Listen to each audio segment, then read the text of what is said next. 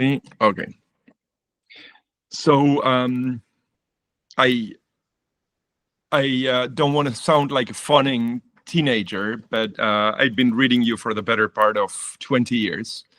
And I will say that although I'm very much aware that you are a very important voice in Israel for a part of the political spectrum, hated by another part of the political spectrum, I think that you are probably aware that for the international Jewish community, you have come to represent the voice of our moral intuitions.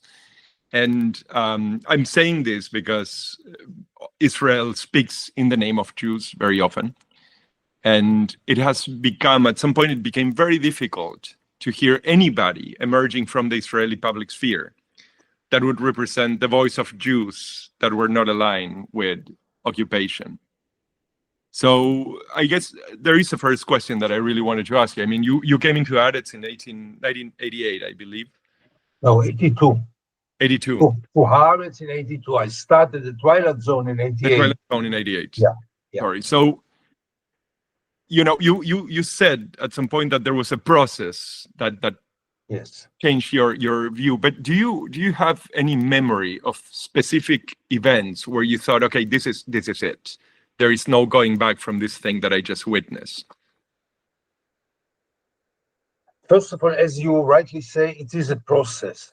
I can remember two events, but both of them are just a milestone. They are not, a galactic explosion. The first one was obviously when a friend offered me to come to the West Bank to see some uprooted olive trees. Back in 86, 87, 88, I don't remember.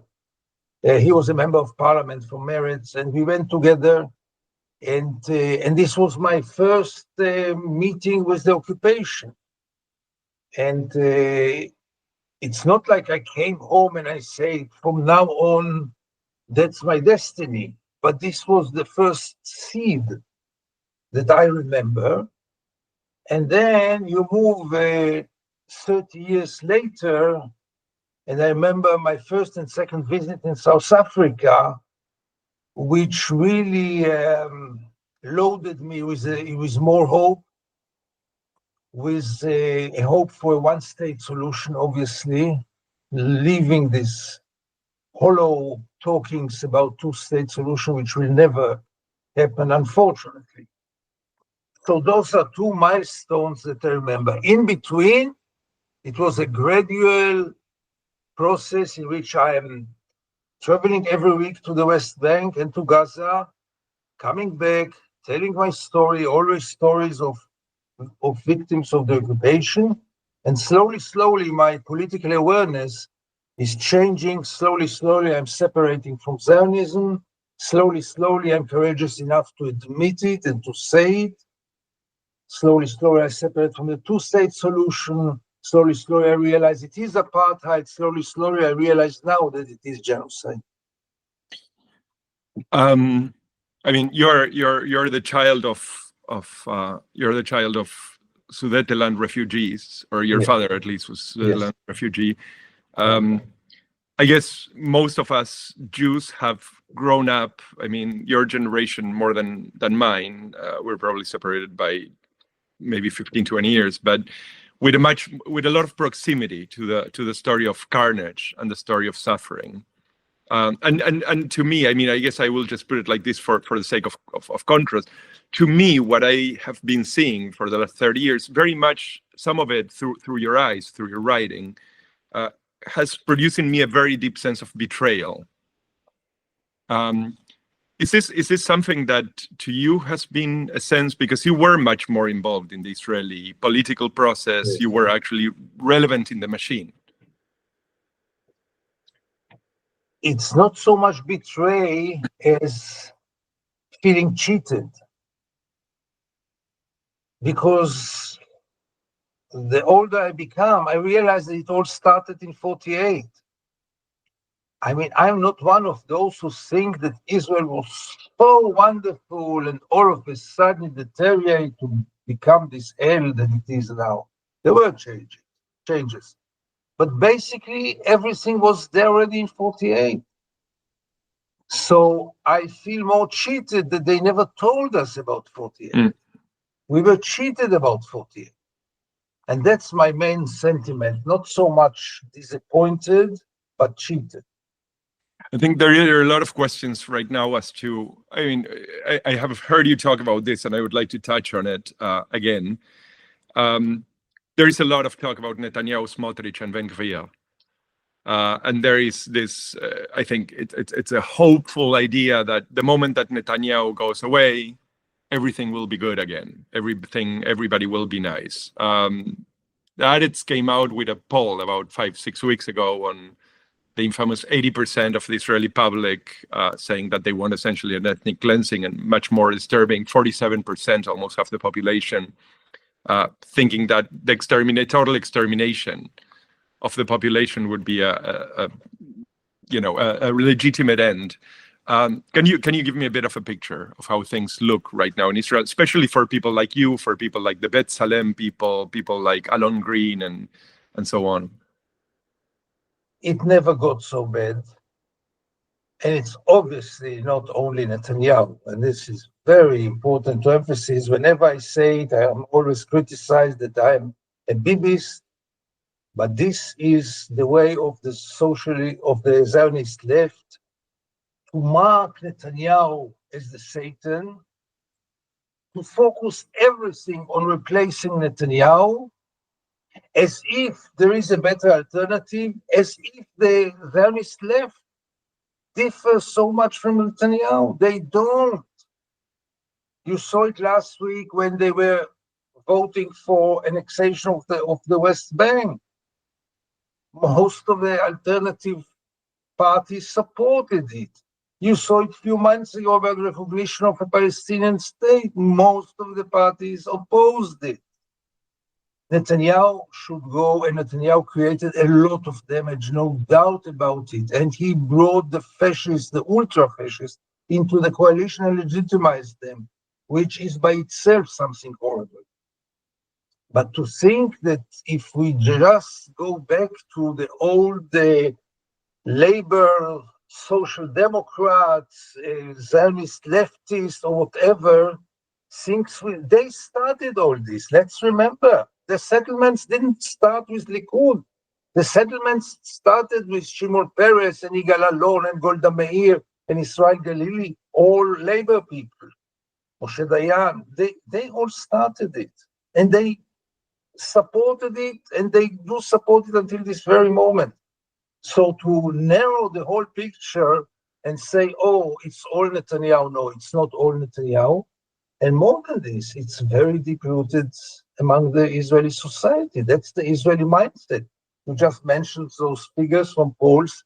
It just proves you that we have a much deeper problem than the leadership. How ingrained would you say is this? I mean, I don't really know what to call it. I guess racism is not really the right word, because what you have when 50% of your population thinks that extermination is a viable political project, you're not really just talking about racism. What is your sense of your society, really? I mean, when you look sideways, what do you see? I see some tiny, wonderful islands that I wouldn't replace with anyone else in the world. And I see a vast, big majority which is nationalistic, aggressive, bloodthirst, colonialistic, obviously. Many parts of them are fundamentalists and religious, as you know, with whom I have no common language. And they all came out of the closet after the 7th of October, because the 7th of October gave many Israelis the right to go so-called crazy, because, after what they have done to us, we have now the right to do whatever we want. So it just put away all the barriers It's not that racism, this terrible racism, and let's call it by its name. Many times it's neo-Nazism. I mean, when people speak about extermination, as you just said, it's not just racism. It's much worse than this. The 7th of October legitimized it I think without any reason, but the feeling is that it is legitimization. But we cannot conclude this question without some words about the Israeli media, which is the biggest collaborator and the biggest influential factor in all this. They are responsible for most of the deterioration of the Israeli society. What they have done in this war, totally covering up what's going on in Gaza, voluntarily. Nobody told them to do so. Only not to bother the readers and the viewers. This is unforgivable. This is the big betrayal of Israeli media ever. Maybe the big betrayal of any media in history. When you do it voluntarily, not that the government, Russia and Crimea, yeah? When the Russian media has no other choice but to serve the government. The question of the Israeli control of the flow of information has been remarkable, because not only we have seen the murder of journalists in Gaza, we have seen the prohibition from journalists entering Gaza to report, but then we have also seen people like, Haaretz being systematically attacked. And then we have seen things like this guy Israel Frey that has been arrested, and so it just doesn't really seem to stop, and it's not even hidden, really, right? It's being done in broad daylight. In broad daylight, and with a lot of enthusiasm and pride. They don't hide everything. I can tell you, I still thank God or thank fate or whatever every day that I can see Haaretz is still free and alive. I don't take it for granted forever. We are facing now part of the damage that was created after the 7th of October is also toward freedom of speech. But my main concern is not the freedom of speech, but the bias of the mainstream media, which does it voluntarily, only because of commercial considerations. There has been a remarkable catalog of essentially genocidal statements coming out, particularly from channel, I think channel 14 and channel 12, right? Which had been remarkable. Of the kind that one would expect to see at the ICC and the Radio Rwanda approach. Do you have the sense that the Israeli society as it stands and the way you describe it is a political or a social space that is capable of peace or a one-state solution or a two-state solution or reconciliation? I guess my question is, what comes afterwards in this kind of social situation? In this kind of social situation, nothing good can come out. A transfer can come out, a pure Israel, pure Jewish between the river and the sea, extermination of many, many Arabs, not totally, but transfer the entire population of Gaza. All those things are things which might happen. It's not sure, but there are very few factors which will stop it for sure within Israel. And also the character of the Israeli regime inside Israel. I don't exclude it. Even in the next elections already, the Arabs will not have the right to vote. The Israeli Palestinians, the Israeli Arabs, the Arabs who are Israeli citizens. I don't exclude it. They are going toward this. I don't exclude that in the Israeli media, there will be some legislations that you cannot criticize the army, for example, or at least in war, you cannot criticize the army. All kinds of things which can happen now very rapidly, and there are no checks and balances which will stop it.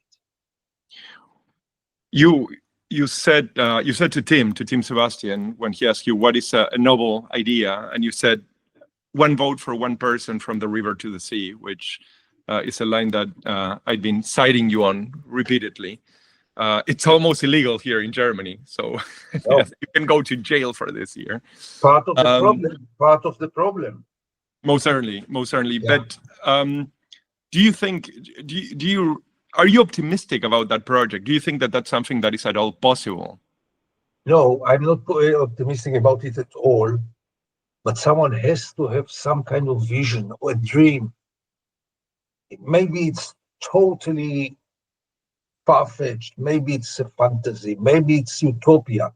But you need at least something to look forward and to try to put the basic infrastructure for it, to start to speak about it. And the one-state solution is the only solution which I can see bringing a real solution. Is it achievable right now? For sure not, and maybe never not.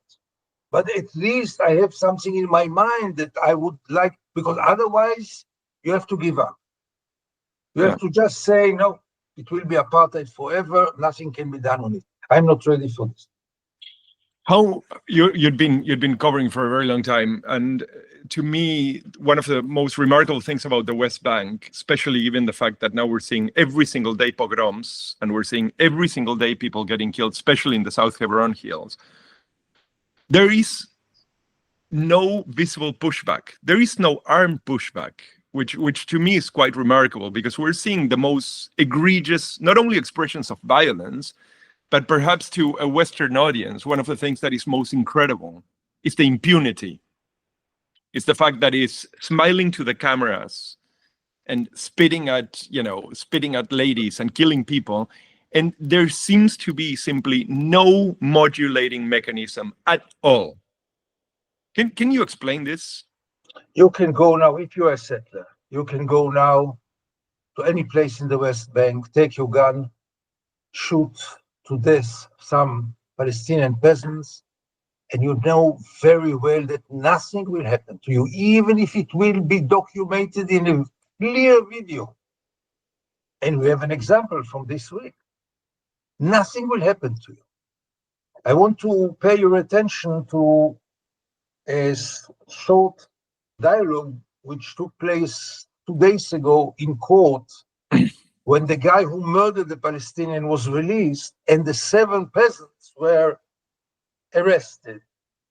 And the attorney of the lawyer of the 7 Palestinians said to the court, are you aware that the one who murdered is free and those who protected themselves are going to jail now for 8 days or something? And the answer of the police was, and this really should be remembered, we are dealing here with 2 kinds of populations.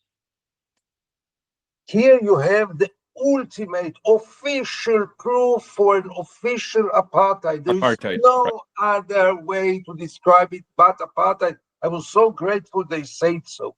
Here the Israeli police declared there is an apartheid. Yeah. So end to all those discussions. Is it apartheid? Is it not? South Africa was better. South Africa is worse. Israel is an apartheid state. Let me just shift to Gaza, although I don't know if it's a shift. One of the things that somebody that has been looking at this for a while from the distance is that I have to say that by August or September of 2023, I was expecting a third intifada. Basically because I had seen the numbers for 2023 in the West Bank, but also the attacks of May in Gaza. I did not quite expect the sort of this explosion of violence. I mean, in October, the way it happened, but it seems that everything was really brewing to some degree or other. Is this? I mean, the status quo has really only become much worse, I suppose. I mean, and what has been established now, I think it's something from which there is probably no way back.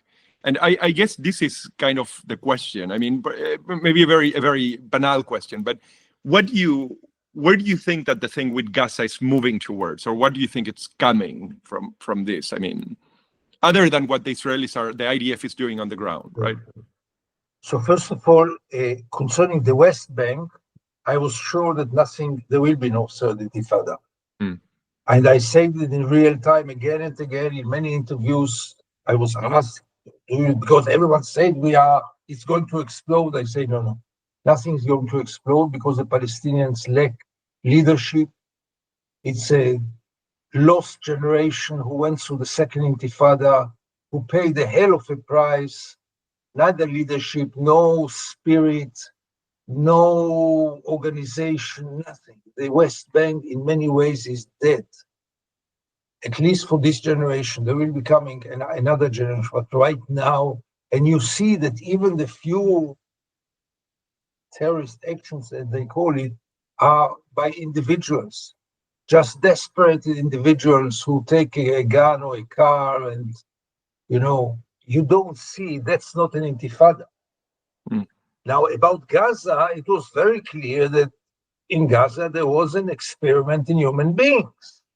You put 2.3 million people in a cage, and let's see what develops there. And for 18 years, it was silent, but who thought that it will stay silent forever? Not me. It was very clear it will explode. So it did explode in a very ugly way, obviously, but you couldn't expect something else. It couldn't go on like this forever. Did you expect this type of security failure, total security collapse on the 7th of October? I mean, it's almost impossible to believe, really. I mean, anybody that knows anything about the Gaza envelope and the Gaza border would finds this really that the size and the magnitude and the capacity and the penetration defies really belief. It's not hard to believe, it's impossible. A few weeks before the 7th of October, I just happened to visit the border, and I saw the billions of dollars that they spent there in the underground barrier.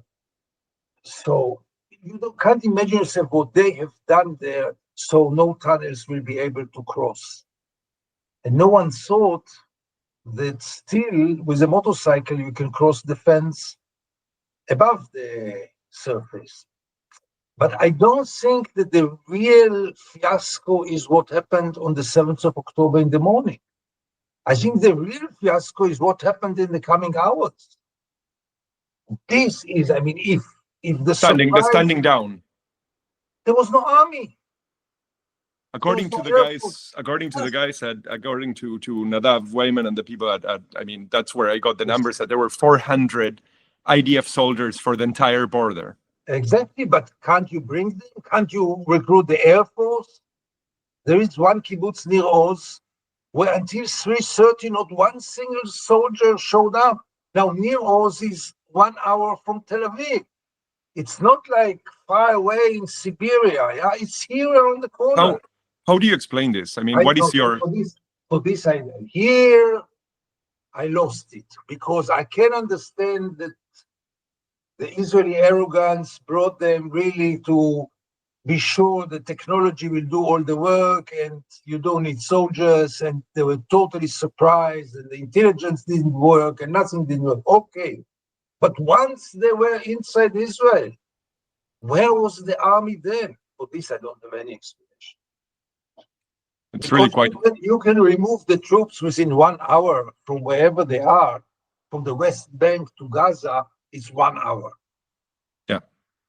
And they were, I mean, the deployment... Where was the Air Force? Where was the Air Force? One helicopter could stop it. The deployment in the West Bank for the last 2 weeks, the 2 weeks before October 7th, was enormous. I think... So I think that there is an emerging consensus. I don't know if it's emerging or it's been there for a very long time now, for almost 2 years, that now we're talking, I guess, openly about the fact that it is a genocide, and we've been talking for at least 2 years of the fact that there were plenty of signs and evidence that there was a coming genocide, and of course the duty was to prevent. I like to tell people punishing is a failure of the process, because what we're trying to do is not to bury the people. Do you do you think that there is how do you think Israeli society, and maybe it's not fair to ask you about Judaism, but how do you think that this defines or redefines Israeli identity? I mean, we're talking about, I guess, from my naive perspective, a lot of what I see, because I have young children, is my worst, really the worst of the worst of the worst of my terrors are nightmares happening in the screen in front of me every single day for 2 years.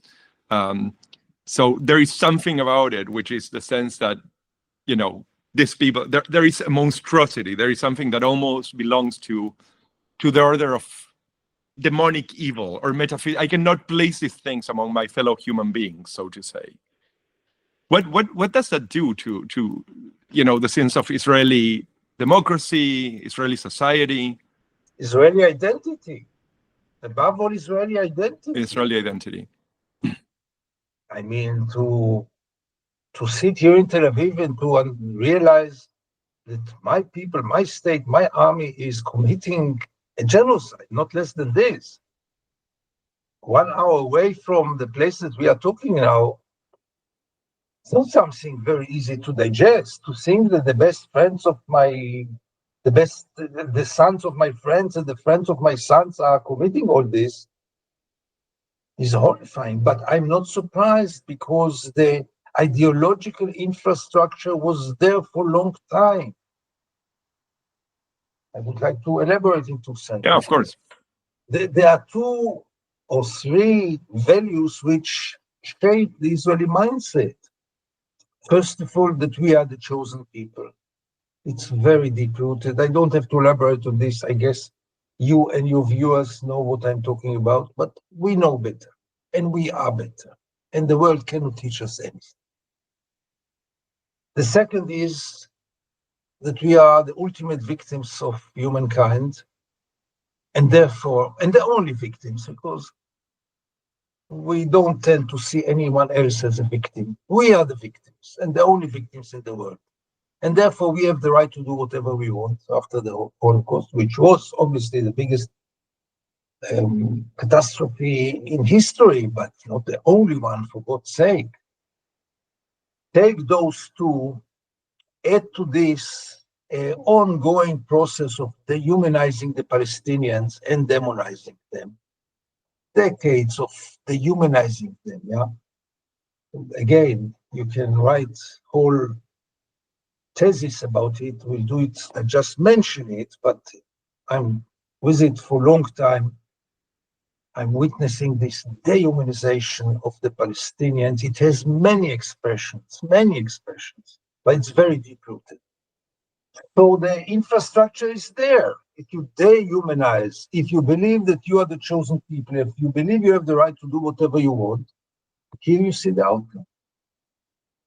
I live in Germany, as I told you. I live in Berlin, and my father, when he was alive, came here in 2012, and walk around and ask me why Germany? How can you live in Germany? And I because I'd been reading you, I mean, one of the questions that every time I see your articles comes back to me is why do you stay? Why do you stay in Israel? I mean, you talk about islands of wonder, yes, but in a context in which you just described friends of, the children of your friends and the friends of your children, your taxes, obviously, your participation. Having said all this, I didn't even consider for one moment in my entire life to leave Israel. Even not for a moment. First of all, I never left, but it's not only that I never left, I never considered it. Why? Because this is my place. Because I'm very attached to this place. Not to speak only about the language and the culture and the memories and the friends and the family. And no, I feel that that's my place. And if I consider myself seriously as someone who have some kind of who is struggling about something, then the only place to struggle is here for me. It's out of the question that I will struggle from the outside. Once I will leave, if I would have left, I would put everything behind me and wouldn't care about this place.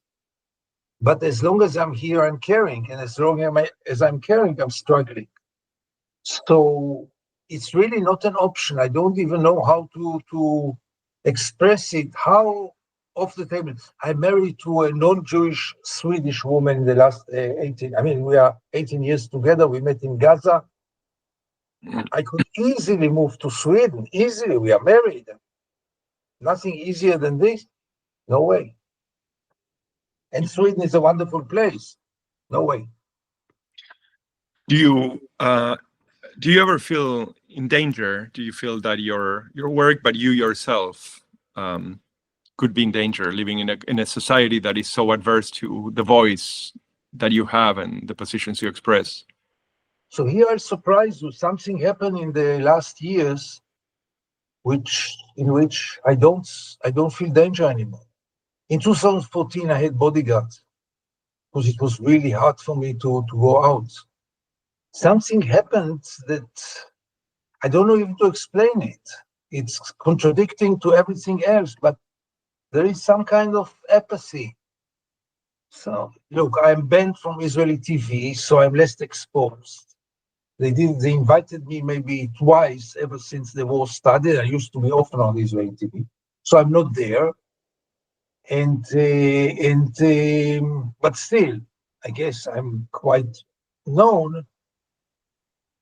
I don't know to explain it, but there is some kind of apathy, which wasn't the case in 2014 when it was really, really dangerous for me to go out. I don't feel any danger. The only two dangers that I still feel, obviously, is when I go to the occupied territories, and I go to the West Bank every week, as you know, and there's a danger there both from the soldiers and the settlers. It's becoming more and more dangerous.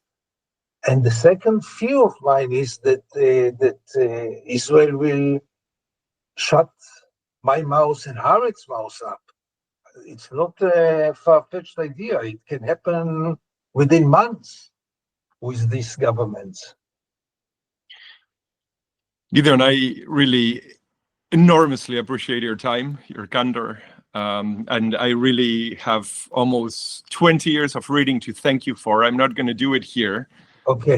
But it's really enormous appreciation because in a way, I mean, I think that, the people that stand on that side don't understand that for the reader with certain moral intuitions, it's a way not to feel alone. It's a way to feel that, we are not crazy. What we feel is something that is consistent with reality. So I'm grateful for that. And if there is time, I will hopefully bother you again at some point. With pleasure. I enjoyed it very much. Thank you so much, Martin. Thank you very much. Have a lovely weekend. Same for you. Bye-bye. Bye-bye.